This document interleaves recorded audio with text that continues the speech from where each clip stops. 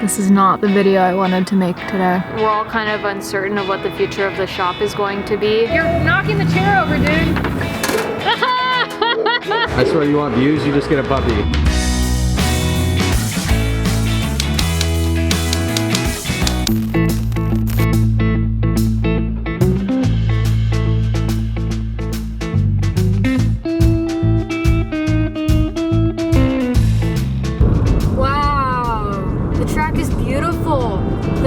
All the way around are just covered in snow. What's going on, guys? Welcome back to the vlog. Today is an S14 day. Hello! Hi! What are you up to? I just was in the neighborhood. Oh yeah? That's like, hope he's there. Been a minute since I seen her, huh? I know, what do you think? She's getting that Honda Civic front right fender patina on this cage.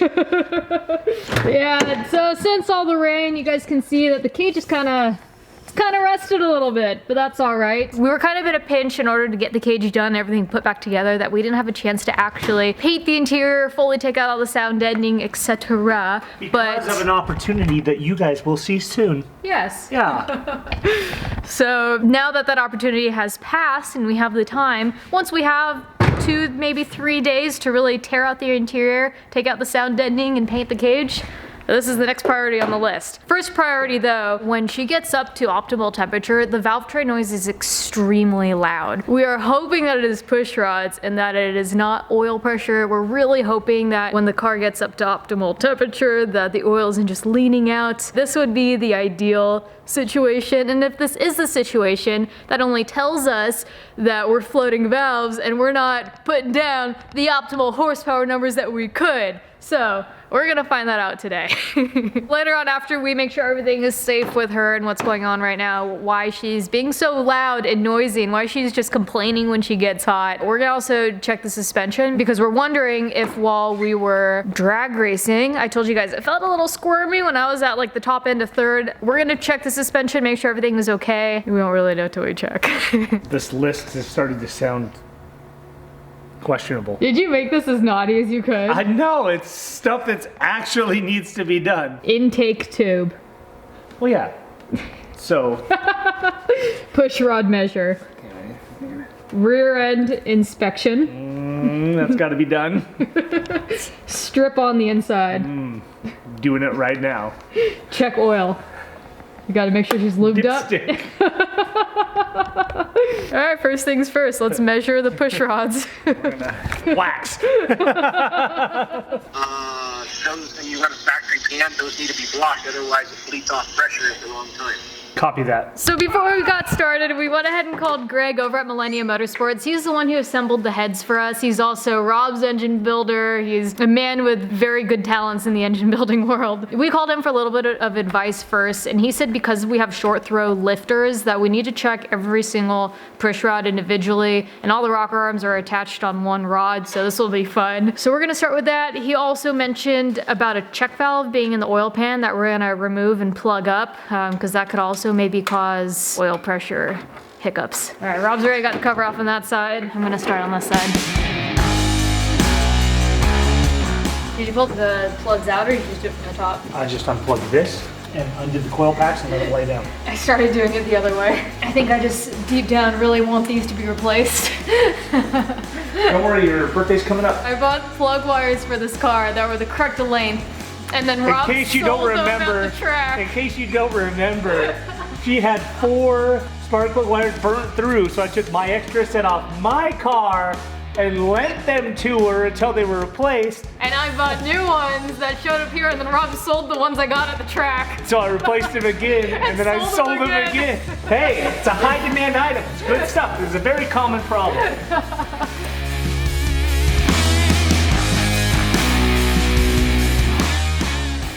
What's your favorite Subaru? I like the Subaru Baja. Really? 05 with an 06 front end. That's your favorite Subaru? Yeah.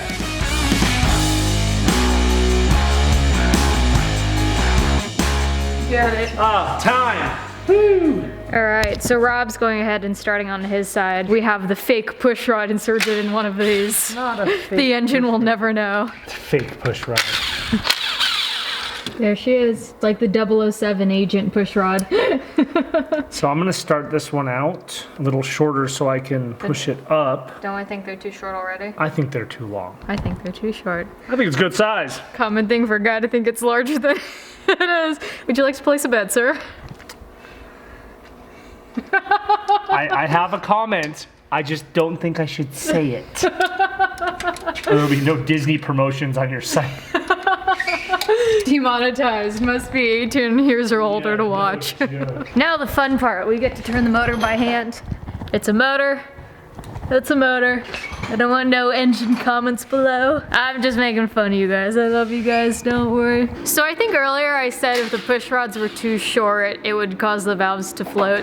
That's incorrect. I don't know why I said that. I don't know why I thought of it. I think I was just trying to explain a lot to you guys at once and whatever. But if the push rods were too short, that would actually cause valve lashing. And that's why I think that maybe they're too short, because we're hearing so much valvetrain noise. Rob is really leaning towards oil pressure being incorrect, and we're just, you know, once the engine gets hot, we're not getting the oil pressure we need, but we're still measuring. We've been going back and forth with Greg on a phone call trying to figure out these push rods and what could be correct, what could be incorrect. So I'm correcting myself here. I did not mean to say that shorter push rods would be floating valves. That has to do with velocity. I more meant to say that valve lash or slap, the noise you hear. But you're thinking it's oil pressure? I think it's oil pressure. I think the stock F-body pan has a diaphragm in it. Yeah, Greg was talking about something in the pan, like a check valve that restricts the oil from returning. Yeah, we'll see. I have some cool things from Mishimoto on the way too. We're gonna get an oil cool on the car. Hopefully something in order, like a gauge in order to read oil pressure and temperature, now considering that my temperature gauge doesn't work. Weird, I have no idea why. No idea. I have an idea why. Nobody uses the stock little... I have my entire life. Where's it at? It's in the middle. Yeah. What temperature is that? In the middle. Above the, yeah. I work within a range. That's my range. That's exactly what I do, as long as it doesn't go above the line of the track. I can also in fact confirm that the noise that we are hearing is lash in the valves, because you can actually see markings on them. Between the rockers and the valve, you guys see these little markings? You're definitely seeing an excessive amount of lash right now. Hey, Greg. It's not like you're running out of preload. I mean, if anything, you've got too much. Okay. So I think your lash problem is someplace else. So that was Greg from Millennium Motorsports. He's the one who assembled the head. Again, we weren't able to really measure everything first. Now we believe it's not push rods. And you guys remember me saying, I actually hope it's push rods because that would be the easy fix. It's to a point now where we are gonna pull the pan and cut the filter out and make sure there's no metal shavings. Hey, watch the car! Hey, don't dent it again! Get out of here! Easy stuff. We're gonna do an oil change that we should probably do anyways. We're gonna cut open the filter, see where it's going. You need to check the rear end. I think these super grippy tires we noticed a little bit of chatter. We're gonna see where it's coming from. Not the engine chatter we're hearing. More chatter. So by checking the oil, we're actually gonna see if there's been any wear, but we can't do that right now. We could pull the oil, but what we should really do is pull apart the filter, and Roberto doesn't have the tool and it comes tomorrow.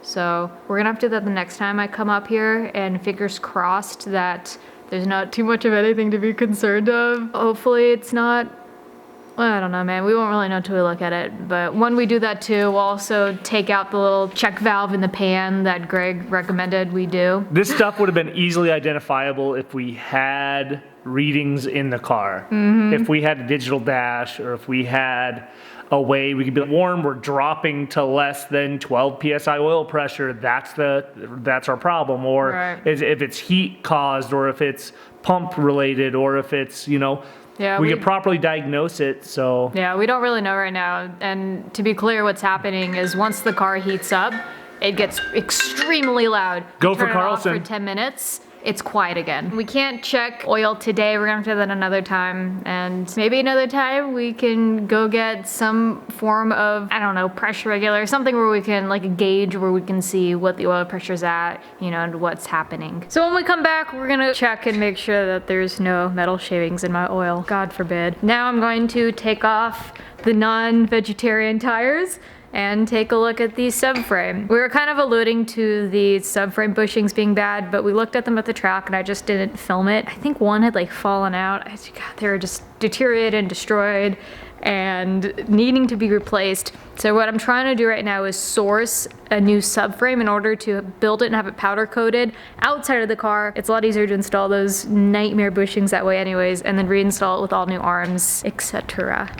It snowed here the other day. Did it really? It was so pretty driving up and seeing all the snow in the mountains. And like there's actually like the hills are green.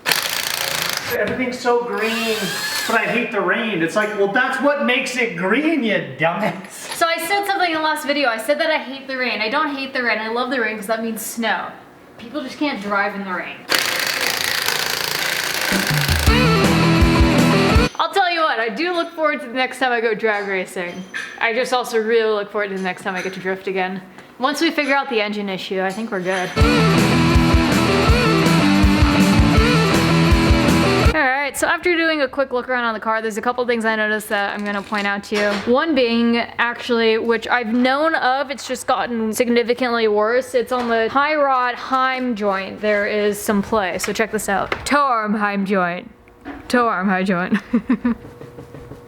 Cool, that's what I was trying to show you guys. So there's a little bit of play there, and then let me show you the subframe bushings. So a little bit of a tight spot. You guys see the gap right here? They're like halfway in. Most subframe bushings are shot. Whenever we jack up the car from the diff, the subframe goes up before the car goes up. There's significantly a lot of play there, so they need to be replaced. Same with the other side. Why am I upside down? Yeah.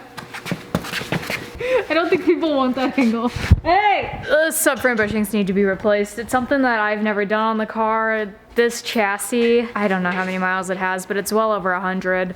So it's just something that needs to be replaced. It's something that we probably should have replaced when we did the diff bushings, but we really just didn't want to because it is such a pain in the arson to do. So hey, why did we change your diff bushings? What diff bushings? We didn't change your diff bushings. We installed dish bushings that were non-existent. Dish bushings. Alright, well I'm gonna go ahead and throw these NK necks and combo wheels back up on the car and then put back the valve cover on the other side of the engine.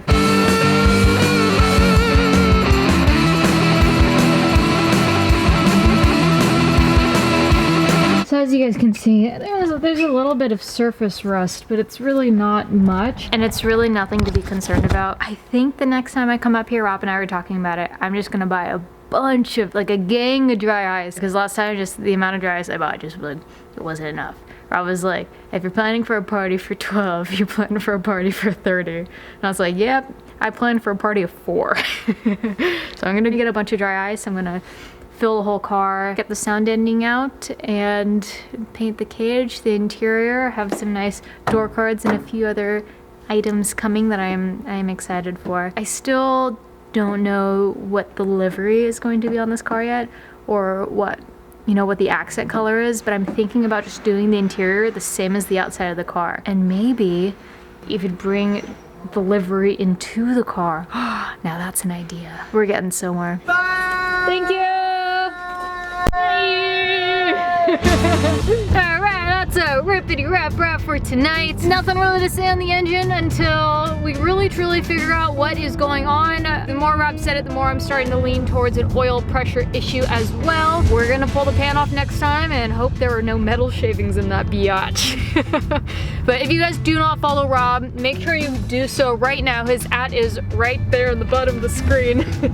Huge thanks to Rob. Let's make sure he gets to 10K before the start of his racing season, which is in a couple months actually. All good things. All good things. If you guys want to support the channel and help me create better content for you guys, then make sure you guys buy the merch. Link is in the description below, shop.emulahartford.com. I also have a Patreon where you can show your support that way as well. But without further ado, I have a long drive ahead of me, so I'm just going to listen to some Tupac and Cruise control at 85. Alright, you guys, have a good one. Good night. Thank you for watching. Ecrew, we out here with love. Bye!